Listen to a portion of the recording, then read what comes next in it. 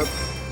Voilà, je pose les micros. Bonjour et bienvenue à vous, Clément Beaune. Bonjour. Ministre des Transports, c'est un peu ministre des problèmes en ce moment. Donc on va les prendre dans l'ordre. On commence avec cette vague de froid. 12 départements touchés entre ce matin et ce soir, qui sont en vigilance neige-verglas. Est-ce qu'il y a des restrictions de circulation qui sont prévues, qui sont envisagées? Alors pour l'instant, non, mais j'invite chacun, puisque les choses peuvent évoluer, on l'a vu dans votre bulletin météo au cours de la journée, à regarder régulièrement, par exemple sur Bison Futé ou sur le site de Météo France. Tout ça sera actualisé dans la journée. On voit bien qu'il y a aujourd'hui des difficultés plutôt autour du Massif central et de la région lyonnaise. Cette nuit, ça s'est plutôt bien passé. Même les routiers vont pouvoir rouler? Il y a pas Oui, pour l'instant, on n'a pas de restrictions de cette nature, mais on D'accord. peut prendre des décisions dans la journée. Moi, je réunis presque 2 fois par jour les directions des routes pour qu'on fasse un point, évidemment, des mesures de salage, des mesures d'information. Et donc, il peut y avoir des mesures de restrictions locales. Transport scolaire, ça roule aussi? Pour l'instant, on n'a pas de restrictions, en Ouais. effet, ni sur les poids lourds, ni sur les transports scolaires spécifiquement. Mais il peut y avoir des décisions qui sont prises par les préfets localement au cours de la journée. En tout cas, quand on est sur la bande qu'on a vue entre la Bretagne et le Grand Est jusqu'à l'Alsace, il faut vérifier l'information tout au long de la journée parce que cette nuit, il peut y avoir des risques. Et donc, si on n'a pas l'obligation de prendre la voiture, si on peut reporter son déplacement, c'est mieux. J'ai une petite question sur les pneus neige qui ne sont toujours pas obligatoires dans les départements où ils devaient l'être entre le 1er novembre et le 31 mars. Cette obligation-là, elle n'existera jamais finalement? Ça reste que de la recommandation? Non, alors, c'est une obligation dans le sens où les textes de loi existent. Mais il y a pas de sanction. 34 départements. Il y a pas d'amende. Comme c'est le premier hiver, on a décidé qu'il n'y aurait pas aujourd'hui d'amende dans les prochains mois. Mais je le dis, l'équipement de pneus neige, dans les 34 départements, là aussi, vous trouvez la liste sur le site de la sécurité routière ou de Bison Futé. Pour ces 34 départements, 2 zones montagneuses en particulier, il faut les avoir. C'est une sécurité supplémentaire, ce n'est pas une punition, c'est une sécurité supplémentaire. Et si on veut éviter d'être en difficulté sur une route qui peut verglacer ou qui peut être enneigée, le pneu neige est une des solutions. Voilà pour la route. Et notre réseau ferré, qu'on sait fragile, nos trains, est-ce qu'il va tenir le coup en cas de grand froid? Est-ce que vous êtes inquiet? Oui, non, il va tenir le coup en cas de grand froid. Vous êtes inquiet ou il va tenir le coup? Oui, il va tenir le coup, pour être très clair. On fait le point là aussi, journée par journée, même heure par heure. Il n'y a pas eu de restrictions qui sont liées au froid aujourd'hui. Ce qui peut arriver, sans rentrer dans trop de détails, c'est des problèmes de givre sur certaines lignes, ce qui fait qu'on fait passer d'ailleurs des trains des givreurs, ce qui peut décaler certains autres trains. Donc là aussi, il y a une information qui est donnée s'il peut y avoir des décalages. Mais aujourd'hui, on n'a pas d'arrêt de train qui sont liés en France au froid dans les heures qui viennent. Il faudra actualiser les choses, mais si c'est quelque chose qui est de cette nature, c'est très ponctuel. Il n'y aura pas un grand désordre. Pour l'instant, vous êtes plutôt rassurant. Dernier point, et puis après on va passer à autre chose. Les aéroports, il n'y a pas de fermeture prévue, il n'y a pas d'a Non, il priori... y a eu un cas hier avec quelques avions qui ont été déroutés dans le sud de la France, mais là non plus, on n'a pas d'alerte aujourd'hui. Maintenant, évidemment, on a un épisode qui dure de froid qui va durer sans doute jusqu'à jeudi au moins dans certains départements. Donc on actualisera les prévisions et j'invite chacun qui a un déplacement en train, en avion, en voiture à vérifier tout ça avant de prendre tel ou tel mode de transport. Éviter de prendre la route, c'est bien à condition de pouvoir prendre le train. Et ça, c'est pas gagné. Les trains, il y a toujours un préavis de grève qui court du 15 au 19 décembre à la SNCF. Un autre des chefs de bord pour Noël et pour le jour de l'an. Il y a eu des négociations. La direction de la SNCF a lâché du lest sur les salaires. Ces préavis de grève sont-ils, selon vous, légitimes? Toujours légitimes? Je m'interdis de qualifier les grèves, je vais vous dire, parce que mon boulot de ministre des Transports, c'est de faire en sorte qu'il y ait le moins de galères possible et que les trains circulent, en l'occurrence. Donc je ne crois pas que ça fasse beaucoup avancer le débat, de pointer du doigt tel ou tel. Maintenant, ce que je dis, c'est que, je l'ai dit très clairement, pour les vacances de Noël... Est-ce que vous ne dites pas, en tant que ministre des Transports, là, il y a eu des négociations, il y a eu des avancées, maintenant ça suffit? On a fait en sorte qu'il y ait des négociations. Je crois que c'est des bonnes négociations, de part et d'autre, direction et organisations syndicales, avec des augmentations qui sont proposées autour de 6%. Il y a eu des augmentations de même nature cet été. On y avait aussi participé, on l'avait encouragé. Donc je pense que le pouvoir d'achat est bien pris en compte dans le dialogue social à la SNCF. Et je dis surtout... Il y aura des débats sur les retraites et sur d'autres sujets sensibles, je ne suis pas naïf, mais pour les vacances de fin d'année, après 2 ans de Covid, je crois que les Français ont droit à du repos, à retrouver leur famille, à prendre un peu de vacances à Noël. On voit qu'il y a des angoisses, il y a des difficultés par la situation économique internationale. On n'a pas besoin d'ajouter de la galère. Donc je appelle à la responsabilité, je le redis. Et pour être très concret, parce que les gens se posent la question pour le début des vacances, c'est vendredi, on n'anticipe pas. Je suis assez confiant sur le fait qu'il n'y aura pas de fortes perturbations. Il peut y avoir quelques perturbations et on travaille d'arrache-pied pour les éviter, pour les minimiser. Et on ne sera pas dans une situation où il n'y aura pas de train ce week-end ou pas de train Noël. Il y aura des trains et on fait en sorte que les quelques perturbations possibles sur certains axes TGV soient évitées. Je me bats pour ça jusqu'à vendredi soir. On annonce aussi du bazar dans l'aérien avec un préavis de grève chez Air France pour la période du 22 décembre au 2 janvier. La direction incapable de garantir les vols de Noël, écrit le Figaro ce matin. Préavis aussi chez Corsair, préavis chez Air Antilles. Est-ce que vous recommandez aux Français qui ont prévu de partir là encore en avion de reporter, d'annuler leurs vacances? Alors, je ne veux pas qu'on soit dans un climat d'angoisse généralisée. Il y aura des trains et il y aura des avions. Bon, il faut être clair. Et là encore, il y a des négociations, parfois des discussions sur les compagnies aériennes qui sont en cours. Aujourd'hui, on actualisera les choses. Aujourd'hui, on n'anticipe pas de fortes perturbations dans l'aérien pour les départs en vacances. Vous êtes sûr qu'il n'y aura pas de gros bazar? Je vérifie, je ne veux jamais dire. Il peut toujours y avoir des problèmes de dernière minute, mais les compagnies ont travaillé. Air France en particulier a travaillé. Et aujourd'hui, pour ceux qui ont des billets qui se posent la question, est-ce que je dois annuler, reporter, etc. Je dis, il y a très forte chance que les vols aériens, les vols soient assurés pendant les vacances de Noël. Donc je n'ai pas d'inquiétude forte à cet égard. Vous comprenez que ça tape sur le système des Français à un moment, tous ces mouvements de grève ou pas? Oui, je le sais. Alors, pour être très honnête, Thomas Soto, c'est quelque chose qu'on voit, je ne dis pas que c'est normal, mais c'est quelque chose qu'on voit malheureusement au moment des congés. Moi, je suis arrivé au ministère des Transports un 4 juillet. Il y avait beaucoup de mouvements de grève chez Aéroports de Paris, à la SNCF. On les a évités. Ils ont duré parfois 1 ou 2 jours et on a évité qu'ils se prolongent. C'est exactement dans l'optique dans laquelle je suis. Et je le dis pour les Français qui veulent justement un peu de repos, parfois partir un peu et s'aérer, après des années difficiles, des mois compliqués.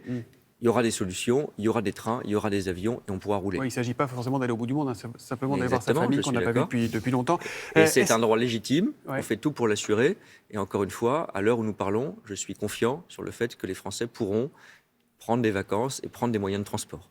Est-ce que c'est en raison de ce climat social tendu qu'Emmanuel Macron a annoncé hier le report de l'annonce, de la présentation de la réforme des retraites? Ça devait être jeudi, ce sera finalement le 10 janvier. C'est pour ça? Non, mais il y a un décalage, un petit décalage, effectivement, après les fêtes, parce qu'il y a eu des échéances syndicales et politiques, des élections professionnelles, des partis politiques qui ont de nouveaux dirigeants, il peut y avoir encore des dialogues.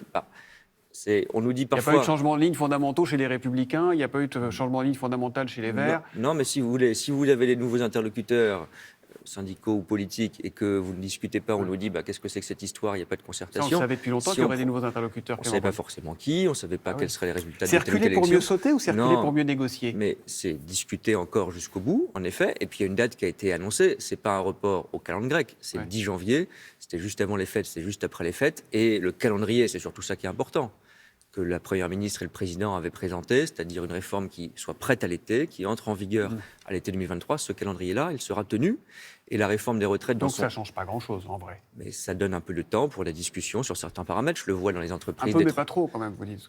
Thomas Soto, si vous voulez me faire dire qu'on va changer la logique de la réforme des retraites, ça n'est pas le cas. Il faudra effectivement travailler davantage et il faudra aussi, parce que cette réforme de retraite, elle est complète, améliorer les petites pensions, prendre en compte la pénibilité. Moi, j'y tiens beaucoup. Et c'est vrai dans le secteur des transports comme c'est vrai ailleurs. Mais les 64-65 ans, ça reste d'actualité. Mais le décalage de l'âge, travailler un peu plus longtemps, ça reste d'actualité. C'est l'équilibre qui a été défini. Et ce n'est pas une nouveauté. C'est ce qui a été défini aussi dans l'élection présidentielle et les élections législatives. Toutes les tensions du moment, ou presque, sont dues à l'inflation, à la flambée des prix, aux difficultés qu'ont les Français à boucler les fins de mois. Dans ce contexte, Clément Beaune, est-il bien raisonnable de laisser les sociétés d'autoroutes faire grimper leur prix de 4,75% au 1er février? Alors j'ai pris un engagement quand je suis arrivé, c'est qu'on avait des prévisions qui étaient autour de 7-8% d'augmentation des péages. Là, on a une augmentation qui est plus forte que les autres années, parce que l'inflation, qui est effectivement liée, vous l'avez dit, au contexte international, à la guerre, à la crise de l'énergie, on ne peut pas faire comme si elle n'existait pas. 2,4 milliards de dividendes en 2020 pour les actionnaires, 1,9 milliard de bénéfices pour les 3 principales sociétés. Est-ce que ce n'est pas à elles, aujourd'hui, de prendre leur part d'effort et de reporter ces augmentations? Je leur ai demandé de prendre leur part d'effort par des investissements dans les bornes électriques, dans les parkings de covoiturage. On présente un plan aujourd'hui de faire des investissements. Et les péages, moi, je ne peux pas expliquer qu'il y a de l'inflation partout, que même le train... Je le regrette, on a limité les choses, mais augmente un petit peu, et que la voiture serait le seul mode de transport les trains, on comprend, préservé. Le coût de l'électricité, on sait à mais quel moi, point je préfère qu'on fasse un effort. Les Français vont payer 15% de plus de gaz, 15% de plus d'électricité. On est à plus de 10% d'inflation dans l'alimentation. Il y a un bouclier tarifaire sur le train pour que ça soit justement pas 10 ou 15%, alors que les coûts de l'énergie augmentent de cet ordre de grandeur, mais seulement 5%, et rien sur les Ouigo, par exemple, parce que c'est le plus social. Et les autoroutes, on fait en sorte que ça soit moins indispensable. Est-ce que vous n'auriez pas pu leur dire attendez un petit peu? Il y a un contrat, et moi, je veux honorer le contrat dans le sens où je demande aux sociétés d'autoroutes de faire leur part. Il y a effectivement des recettes qui sont confortables et d'investir dans la transition écologique, dans des bornes de recharge, dans des investissements de sécurité routière. Et par ailleurs, j'ai demandé aussi, pour ceux qui ont besoin de la voiture pour aller bosser, qu'il y ait des réductions liées aux abonnements. Quand vous avez un abonnement, au bout de 10 allers-retours, c'est 40% de réduction sur les péages autoroutiers. Et pour les véhicules électriques, il n'y a pas de hausse de péage. Vous souhaitez, ça reste une niche, les véhicules électriques aujourd'hui. D'accord, mais il faut aussi encourager la transition écologique et on encourage, donc il faut être cohérent. Vous voulez encourager le covoiturage aussi, de quelle manière? Alors c'est très important, le covoiturage, ça paraît toujours un peu anecdotique, c'est majeur. Il y a 50 millions de sièges vides qui se promènent en France, si je puis dire, chaque jour dans nos voitures, parce qu'on se balade souvent dans une voiture à titre individuel. On met, c'est inédit là aussi, 150 millions d'euros sur la table rien que pour 2023, dont une mesure phare qui est très simple. Si vous êtes un conducteur et que vous êtes prêt à prendre quelqu'un, une ou deux personnes ou trois, dans votre voiture pour faire un trajet de courte distance, aujourd'hui il y en a très peu en covoiturage, on vous donne une prime de 100 euros. 100 euros quand on fait du covoiturage? Oui, à partir du 1er janvier, vous allez sur une plateforme, je ne donnerai pas de nom, mais certaines sont bien connues, une plateforme de covoiturage, un site, vous vous connectez et vous avez tout de suite au moins 25 euros. Dès le premier trajet, au moins 25 euros. Il faut au moins une personne, deux personnes dans la voiture? Au moins une personne. Au moins une personne. Au moins une personne. Donc, ça premier suffit. trajet, 25 euros. 25 euros si vous connectez. Vous êtes un conducteur qui proposait des sièges dans sa voiture. D'accord. Et pour, au bout de 10 trajets, vous avez le reste jusqu'à 100 euros. Et donc, on vérifie évidemment que vous utilisez le covoiturage pour faire des trajets du quotidien. Et après, c'est tous les 10 trajets qu'on gagne 50 euros? Non, c'est une seule fois sur l'année 2023. Une seule fois sur 2023. Donc cette prime de 100 euros pour le... c'est pas négligeable, 100 euros de prime pour utiliser sa voiture, sachant que, en soi, le covoiturage vous fait faire des économies. Je prends une seule illustration. Si vous faites un trajet moyen de 30 km par jour par l'autoroute ou d'autres pour aller au travail, c'est sur l'année 2000 euros d'économie si vous covoiturez juste à deux. Par rapport à être tout seul. Clément Beaune. Emmanuel Macron sera au Qatar demain soir pour la demi-finale des Bleus face au Maroc. Alors que l'on découvre l'ampleur d'un scandale de corruption qui, semble-t-il, implique le Qatar au Parlement européen. Un scandale très grave, a dit la présidente de la Commission européenne, Ursula von der Leyen, hier. Et puis il y a eu ce tweet de Yannick Jadot qu'on va découvrir. Ce Qatargate au sein du Parlement européen est d'une extrême gravité. Une commission d'enquête s'impose et encore plus le boycott politique de la Coupe du Monde. Je demande solennellement au président Emmanuel Macron d'annuler son déplacement au Qatar. Qu'est-ce que vous lui répondez ? D'abord, je pense qu'il ne faut pas prendre la décision vis-à-vis de cette affaire. Elle est évidemment gravissime. J'ai été ministre des Affaires européennes. Absolument.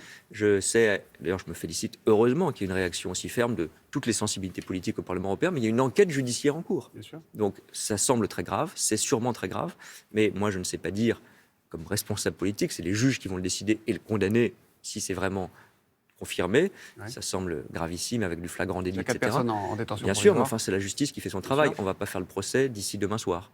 Donc, il y a des décisions qui avaient été prises par le président en toute transparence. C'était d'aller pour la demi-finale, et la finale, je l'espère, soutenir notre équipe nationale. C'est son rôle de président de la République. Si cette affaire et le rôle du Qatar est confirmé plus tard, il faudra revoir nos relations avec ce pays?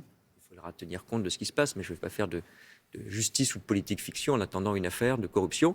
Ce qui m'importe, c'est que l'Europe ne soit pas une forme de passoire naïve et que quand il y a des affaires de cette gravité, d'abord la justice intervienne vite et que s'il y a des sanctions, y compris des responsables politiques, on soit exemplaire, parce que je me suis battu pour que les citoyens français aient confiance dans l'Europe. C'est pas pour que quelques brebis galeuses et des scandales de corruption cassent cette image de l'Europe qu'on a péniblement réussi à restaurer ces dernières années. Merci Clément Beaune d'être venu dans les cabinets. Merci à vous.